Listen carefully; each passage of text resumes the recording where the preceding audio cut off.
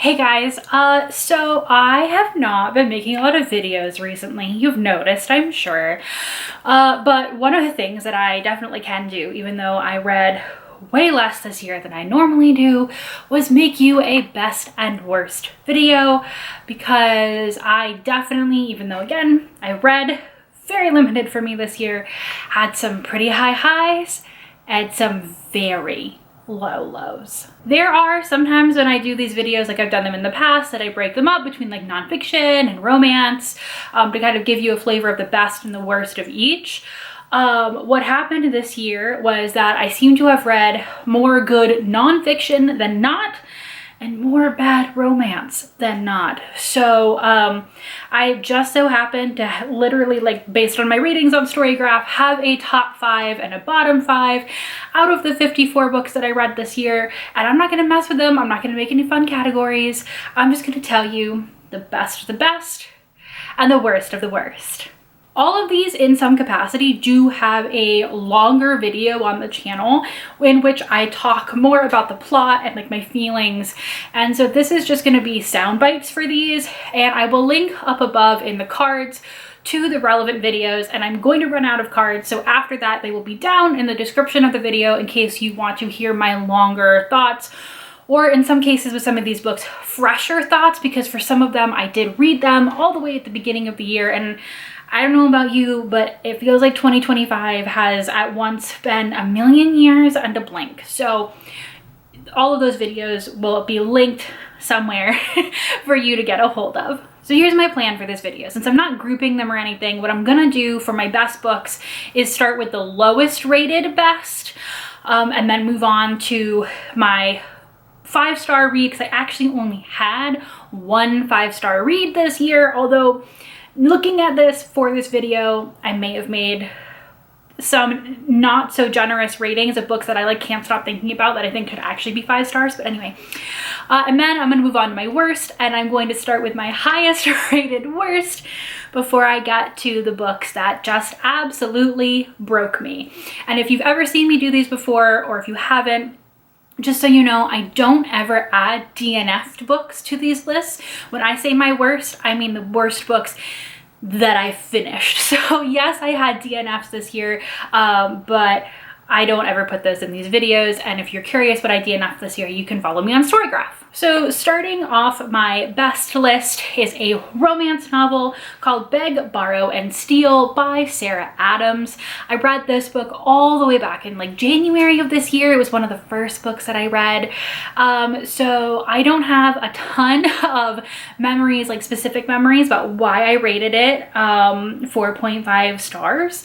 But here's what I do know, is that I still remember the feeling of reading this book. It's a kind of second chance romance slash enemies to lovers between 2 second-grade teachers with like it's not like really a romantic past, more of like a rivalries past, but like maybe a little flirty.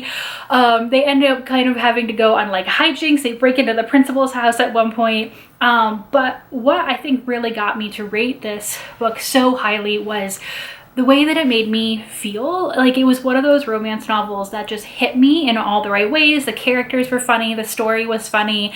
It was also like really cute and lovely. And so it was just, I think, one of those like hit me in the right time and the right feels type of a book.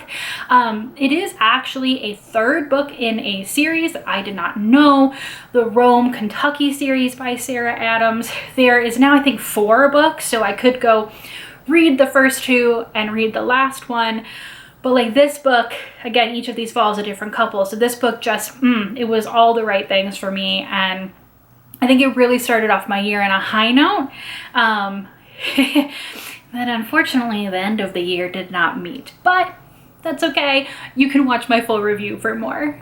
So also at 4.5 stars is Sword Heart by T. Kingfisher. I have not shut up about this book to anyone who will listen. Michaela and I did a joint review of this, but essentially there is a woman who is like older than your normal romantasy protagonist, because she's in like her 30s or 40s, and she pulls a sword out of a scabbard to try to escape by offing herself an arranged marriage to like get her dead husband's stuff because it's rightfully hers. And the sword turns out to be a sentient dude who's like, excuse me, why are you trying to do this to yourself, and why are you wearing no clothes? And so basically a lot of the book is a journey to and from the local municipal court. They do science experiments on him. There is a non-binary lawyer whose joy in life is winning in small claims court. It is the ultimate cozy fantasy novel where at one point they are cracking silly jokes and there's a bit of a romance, and then they also happen to hide some bodies at one point, you know? It's a very, very lovely standalone book that I highly recommend. Again, you can see our whole review, but both Michaela and I really loved it. And talk about another one of those books this year that just felt like a hug. Like, it was so cozy. I loved it so much. T. Kingfisher is just an amazing author, and you can't go wrong with anything that they've written. Do I like some more than others? Yes. But like, I've loved them all. So one of the books that I'm not sure why I rated 4.5 stars, when again, I cannot stop talking about this to people, is By the Fire We Carry, The Generations Long Fight for Justice on Native American Land by Rebecca Nagle. This is a nonfiction book, which is about, as it suggests. I have talked about this book on the channel multiple times this year, and it is this incredible wrapping together of both Rebecca Nagle's own family history and the history of Native American land rights, and how those were supposed to be protected have been stripped away, and particularly these two recent cases that made it all the way to the Supreme Court, in which there was a defense of Native American land rights, but they also were attached to a murder case. So it's just really interesting. And for someone who's really interested in the law, it was a lot of really interesting stuff that I didn't know about this, but also because Rebecca Nagle goes back and forth with her own family history, it never feels dry or boring. There's a personal connection there as well. So for anyone who's ever like read that subtitle, I was like, ugh, I don't know if that's a book for me. It's like part memoir, part law. It's just really good. It's really, really good. And again, I was literally just recommending it to somebody yesterday. I can't shut up about this book. I gave it 4.5 stars for some reason. I don't know. I'm gonna probably raise it to 5 because I can't think of any reason why I dropped it a half star. I just remember that it's just stuck in my head and it taught me so much, and I loved it, and I want to tell people all about it. So I have it on Storygraph right now at 4.5, but I'm gonna fix it. I'm gonna fix this. So at 4.75 stars is Secret City, The Hidden History of Gay Washington by James Kerchak. This is a very thick, kind of traditional nonfiction history book that I read for our LGBTQIA+ nonfiction special roundtable. And it was the first traditional, I would say, in the sense of like, it's like written as a history book in the kind of like stereotypical way nonfiction is, that I had been able to enjoy in a really long time. And so just part of my rating is definitely like my emotional, just like, oh my God, like I missed this type of a thing.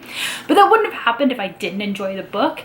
And so it starts off with the history of gay and lesbian, LGBTQIA+ life in DC, starting about the time of the Foreign Service, and talking about these different ways that LGBTQIA lives, particularly the lives of gay men, have been integral to the DC kind of evolution of that city, and the government and the secrets that it keeps. There is some like women, lesbian stuff in there, but it's mostly gay men for the most part. I think just given the nature of who was allowed to work in the government for a really long time. But what I really, really appreciated about this book is it revisited some historical events that I've obviously read about, but I didn't know that there was LGBTQIA+ history involved. And that is a lot of the ways that history works, right? We literally marginalize or erase the history of marginalized peoples or groups to kind of make a, you know, the history of the victor, aka like whatever. And so I feel like not only did this teach me a lot of new stuff, but it was also like, okay, let me check what I think I know about some of this like events, because maybe I don't know the whole story. And it does go, like I said, for like the bulk of DC's history. It's really long, but it's really, really good, and it taught me a lot. And it also just made my historian heart happy. So my only 5-star read this year, if you don't count By the Fire We Carry, which I think should be up here, but like it wasn't my original rating, was One Day Everyone Will Have Always Been Against This by Omar El Akkad. This is a book about Michaela and I read it because we were hoping that it would teach us more about the history of Palestine and everything that's been going on there. Since obviously, like, you know, we're involved in the news and everything like that, but the news only gives you so much context, right? Which sometimes is no context at all. But what this ended up being is the more of the story of how the American news is covering the genocide and the different push and pull and why it's such a powerful book. And Michaela and I did a gigantically long video discussing all of our feelings about it, and every single time I talk about it, I feel like I'm not doing it justice because it's quite a thin book, but it's so powerfully written, and it certainly does include some history, but Michaela and I were also like, this technically is not what we thought it would be. So at the end of that video, we also do give recommendations for history books that we went and we found afterward. But in terms of living in this country so saturated by the issues, not just about this, but that our news has about everything, it just feels right now like there's a lot of like distrust and mistrust, and this book is not going to help you trust it more, to be very clear. But it will maybe help you unpick and understand some of the ways that we have historically and continue to talk about things like this. Again, it's focused on the genocide in Palestine, but it's not, there's like a second story, if that makes sense. Please go watch our longer review. I'm so much smarter in that one. I had just read it. I think we quote from it several times because it's one of those books where you put it down and you're just like, and it's really just something to experience. I did listen to it as well, which is like an extra woof because there is some personal memoir parts to it, and again, it is a book for our time, unfortunately, on multiple levels, and it's won a lot of awards. I think it deserves them all, and I am not surprised it's my top book of the year, because in terms of just like emotional gut punch, nothing came close. On that note, time to go to the other stuff. So again, I don't ever include DNFs on this list. Those were probably books that just like weren't working for me for a number of reasons, but I don't think that qualifies them for my worst books of the year. So these are all books that I read all the way through. And in fact, I'm pretty sure I reviewed all of them on the channel. Yes, okay. So starting at the top of the bottom, we have Sour Cherry by Natalia Theodorodou, which came in at 2.75. This was a book that Michaela and I both read. It was supposed to be a feminist take on the Bluebeard myth, and in the end just ended up being extremely problematic for a number of reasons.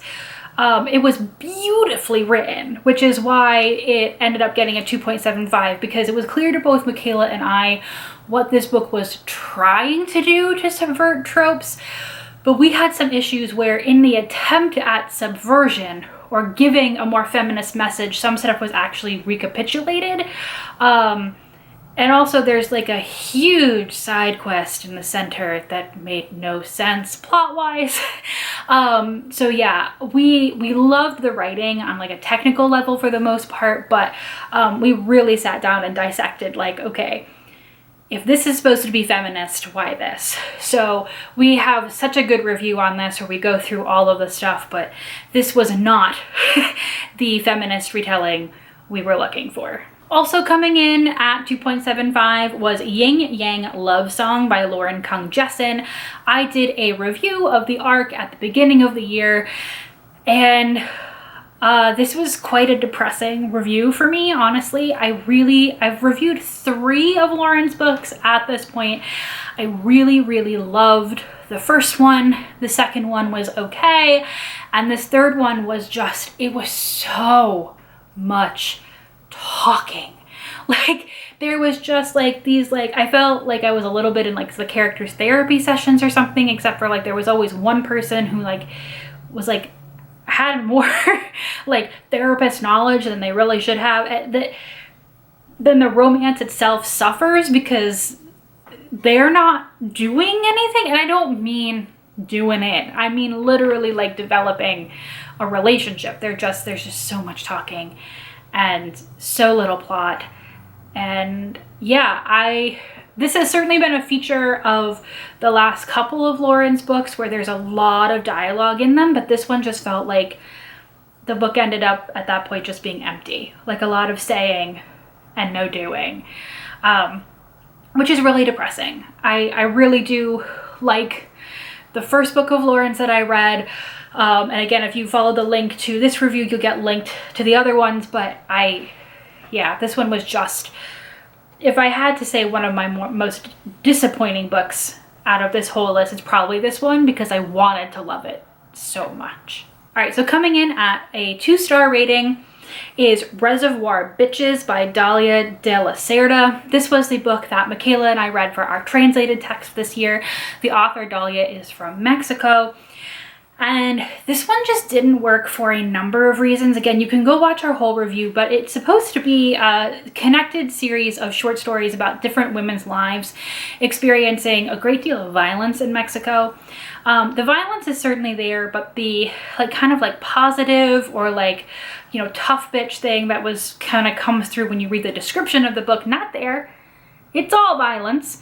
And there's a reason for this. There are huge violence against women statistics in Mexico that Dalia works with in a nonprofit as well, like in real life. But only some of the stories were connected. The stories that were connected ended up being just repetitions of the first story that you read with no connection. It undercuts itself later on by potentially introducing a magical realism element, when we thought the point was supposed to be the brutal reality of these stories. There's one good story, and it is the last one. But the thing is that there's a whole book that really is just encapsulated in much better form in that one short story. So again, really, really wanted to love this one, and we're like always want to support particularly women in translation. Michaela also noted that there were 2 translators on this. They seem to have different styles. They changed a lot of the stuff in the translation, so part of our issue definitely was literally lost in translation. So it's a really good review, not only of the book, but also us talking about what it means to translate a book, particularly because Michaela's very invested in this. So yeah, it was really disappointing. Not all the author's fault, but it just was not a good, it wasn't meant to be a nice read, right? It's meant to be brutally violent, which it was, but also it just was not constructed or written in a way to really get that point across at all. Also coming in at 2 was Pugs and Kisses by Farah Roshan. I reviewed an arc of this and I was so bored. This is supposed to be like a second chance, veterinarians trying to save animal shelter, cute puppies, whatever. This was just written poorly. It was not written well. And I have read other Farah Roshan books, so I was just like reading and just being like, okay, this will resolve, it will get better. It didn't. It didn't. I have a whole review for it. The review was also lackluster. But again, it was just like, if we're thinking about the most poorly written book on this list, it's that one. And finally, we have the book which not only broke me, but it broke the other people that I brought it to our writing roundtable. So we did a banned books reading roundtable, and I read Damsel by Alana K. Arnold. This book is technically young adult fantasy. There is a girl, her name is Amma. She thinks she's been rescued from a dragon by a prince she's now told she's supposed to marry. But like, there's a lot of things that aren't making sense. And so she's like trying to figure out like why she has no memory before she was rescued, all this type of stuff. This book won a Prince honor. I liked the idea. Guys, this book is so bad. The writing, line level, beautiful. I gave it a whole star for the beautiful line level of the writing, okay? Elena K. Arnold, technically an amazing writer. Will not argue that, and that may be the only thing the Prince honor is based off of because I cannot figure out anything else. I am a firm believer that young adults can read things that are tough, that are violent, that deal with what we would consider tough topics, right? As a young adult novel, sexually, and sexual violence against women wise, this should have come with far more trigger warnings than it came with, because holy, I have not read like that ever in a young adult novel. First of all, yikes. Second of all, there's no plot to this book. Basically, the plot is Amma is rescued. She shows up at the castle. She wanders around. All of the men try to sexually assault her, essentially. She has a cat. She loses a cat. She finds her cat. She lets the cat go. And then she just kind of wanders into glass blowing for a bit. There's no plot to this book. Like, it literally has no purpose. And then the ending comes along, and I do spoil this in the roundtable because I had to tell people about this. The ending is so sexually violent and definitely violent, and then it just over. It just ends. This book is supposed to be feminist. Again, I take a huge issue with that because there is a lot of, again, maybe you were trying to subvert this, but I think that it comes across in a way that is harmful. Describing this book, I broke not only, like I said, myself and the entire experience of reading this, I also broke my friend Erica, who like literally fell off their chair as I was describing this. I think it is our most viewed YouTube short of all time, but it did get us content modded on several other sites we tried to post it on because I used the anatomical word for dick, which was apparently a problem. Sorry? Anyway, it's definitely worthwhile watching that, at least the short, which I'll try to link below, as well as the actual full reading roundtable episode, because other people brought beautiful books. And this one I lost it. And you can see me rant more about that in the full episode. So those are my top 5 and bottom 5 of this year. It is a very strange grab bag of books that also kind of represents that I did a lot of my reading this year. Again, 54 books. A lot of it ended up being for the channel in the end because I really ran out of steam for myself.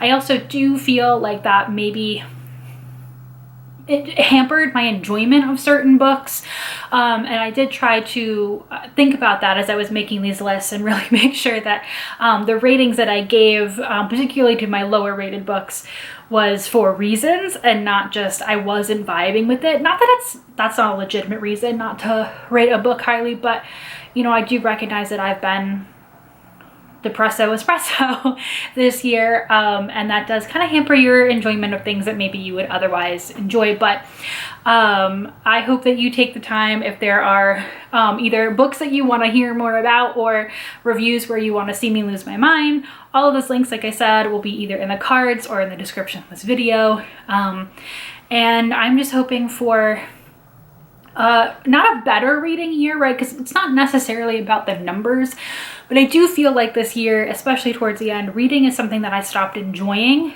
because I've just been so tired and so burnt out. And so I am really, really hoping for more books like, say, Beg, Borrow, and Steal that, you know, maybe they're not, you know, gonna be the highest of literature, right? I read a lot of romance novels, but I'm just really gonna hunt that feeling of like, I just want to be hugged. like Sword Heart, you know, where you're reading something and you're just like, oh, I'm so happy. And so rather than a number of books in 2026, that is the feeling that I'm hunting. And I hope that no matter what it is that gives you that feeling, whatever genre, whatever it isn't even a books, podcasts, you know, whatever it is, just as you're reading or listening, learning, thinking about other things and other people, I just hope that whatever that is for you brings you joy in 2026. So thank you very much for this time of a year. I'll see you next time. Bye.